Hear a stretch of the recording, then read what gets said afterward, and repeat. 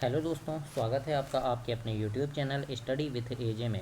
इसमें आज की वीडियो में हम देखते हैं आपकी त्रैमासिक परीक्षा अभी 12 सितंबर से चालू होने वाली है। तो इसमें किस प्रकार के प्रश्न आएंगे आपके पूरे 6 सब्जेक्ट के प्रश्न पत्र इस चैनल पे मैं डालूंगा, जो आपके परीक्षा के लिए काफ़ी ज़्यादा महत्वपूर्ण है। तो आप चैनल को सब्सक्राइब करना ताकि आपको सारी वीडियो ऐसी मिल सके। आइए देखते हैं, इसमें आज मैं आपके लिए लेकर के आया हूँ विज्ञान का प्रश्न। गणित का मैंने डाल दिया है प्रश्न पत्र, और ये विज्ञान का है, जिसको आप ज़रूर से देखिएगा। गणित का प्रश्न पत्र भी चैनल पे डाला हुआ है, तो उस प्रश्न पत्र को देखने के लिए आप चैनल सब्सक्राइब कर लीजिए। और आगे काफ़ी सारी इंपॉर्टेंट चीज़ आपको मिलती रहेगी। आपकी अर्धवार्षिक परीक्षा में भी कैसे प्रश्न आएंगे, उनकी महत्वपूर्ण प्रश्नों की वीडियोस भी चैनल पे डालूंगा। तो वो सारी चीज़ें देखने के लिए भी आप चैनल को सब्सक्राइब कर लीजिए, ताकि समय पर आपको सारी चीज़ें मिल सके। इसका परीक्षा का माध्यम हिंदी होगा। और इसमें जैसे अब हम विकल्प वाला प्रश्न देखते हैं, विकल्प वाले प्रश्न में आपको जैसे पूछा जाएगा कि सही विकल्प चुनकर लिखिए, है ना। कम से कम ये 8 प्रश्न होंगे या 7 प्रश्न होंगे, या 6 भी आपको दे सकते हैं। तो यहाँ पर जैसे सबसे पहला प्रश्न है, पदार्थ की कितनी अवस्थाएं होती है। इस प्रकार से प्रश्न आएगा। तो पदार्थ की दोस्तों 3 अवस्थाएं होती है। ब नंबर इसमें आपका सही आंसर हो जाएगा। उसके बाद जैसे दूसरा प्रश्न है, इसमें जिस न्यूनतम ताप पर ठोस पिघलकर द्रव बन जाता है वह क्या कहलाता है। तो उसे हम क्या कहते हैं, गलनांक कहते हैं। तो बी नंबर इसमें भी आपका सही आंसर हो जाएगा। इसके बाद यहाँ देखते हैं, पदार्थ की किस अवस्था में कणों के मध्य न्यूनतम रिक्त स्थान होता है। तो कौन सी अवस्था है वो, ठोस अवस्था, है ना। जब पदार्थ ठोस अवस्था में होता है तो कण होते हैं, पदार्थ के कण जो होते हैं वो एक दूसरे से आपस में चिपके हुए होते हैं ना। तो उनके बीच क्या होता है, गैप नहीं रहता। तो वो उनके बीच दूरी जो रहती है बहुत कम दूरी रहती है, बहुत कम रिक्त स्थान रहता है। तो ये क्या आएगा, ठोस, इसमें आपका सही आंसर हो जाएगा।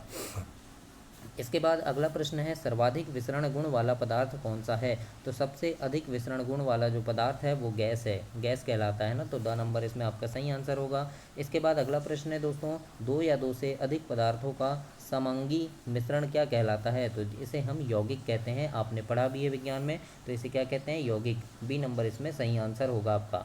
अगला प्रश्न है आपका, वायु एक विलयन है। तो वायु कैसा विलयन है आपका, तो ये गैस का विलयन है वायु, है ना। गैस में गैस का विलयन होगा वायु।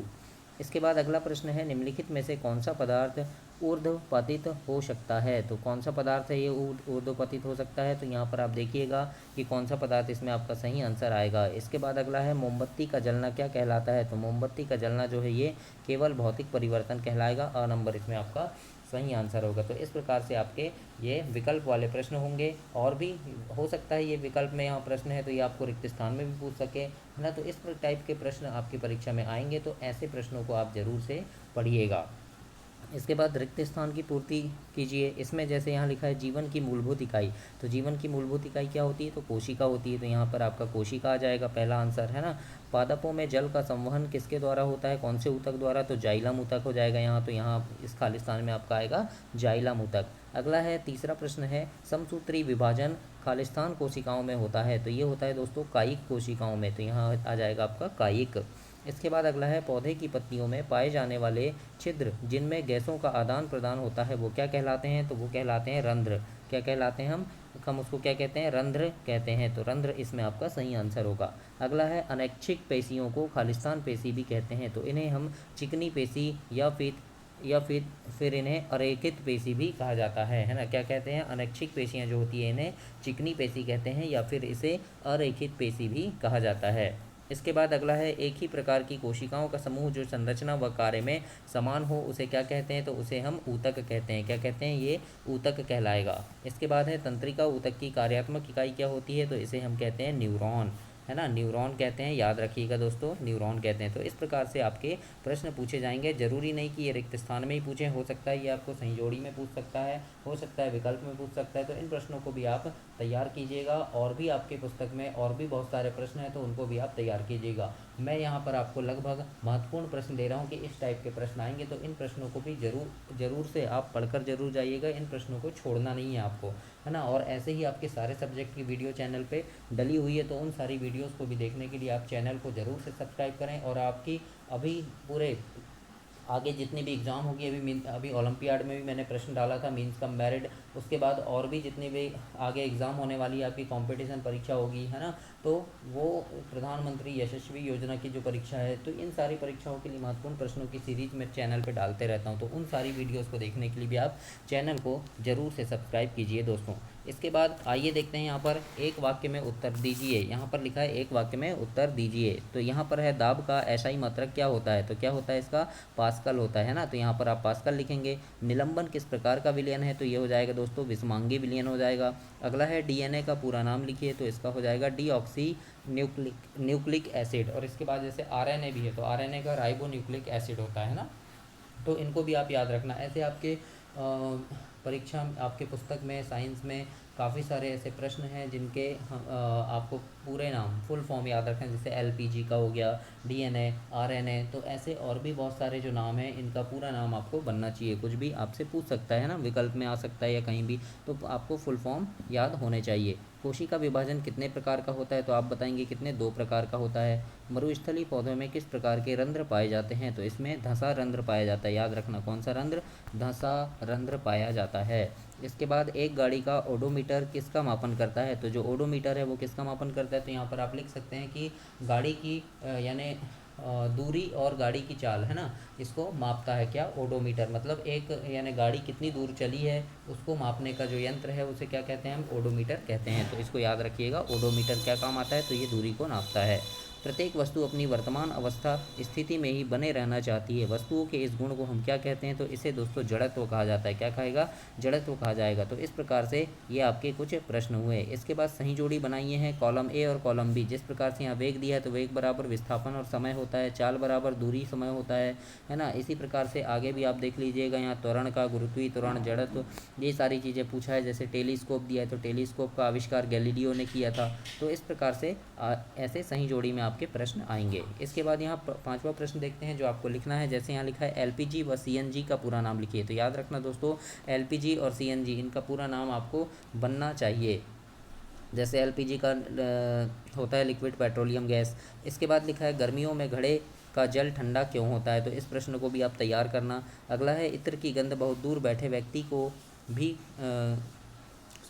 इत्र की गंध बहुत दूर बैठे हुए व्यक्ति को भी क्यों पहुंच जाती है। तो ये प्रश्न, इन प्रश्नों के उत्तर आपके पाठ्य पुस्तक में दिए गए हैं और आपके पुस्तक से और भी प्रश्न आप इनको तैयार करना है। इसमें मैं जो आपको बता रहा हूँ ये काफ़ी महत्वपूर्ण प्रश्न है, तो इन प्रश्नों को तो आप ज़रूर से पढ़कर जाइएगा। फिर आपको पूछ सकता है कि जैसे निम्नलिखित तापमान को केल्विन इकाई में परिवर्तित कीजिए। जैसे 25 अंश सेल्सियस है, 373 अंश सेल्सियस है। तो ऐसे ही आपको पूछ सकता है, कोई भी तापमान दे देगा और केल्विन इकाई में परिवर्तित करते आपको बनना चाहिए दोस्तों। इसके बाद अगला देखते हैं, प्रश्न नंबर 7वां है कि मिश्र धातु किसे कहते हैं, किसी एक मिश्र धातु का नाम लिखिए। तो मिश्र धातु से प्रश्न आएगा आपको।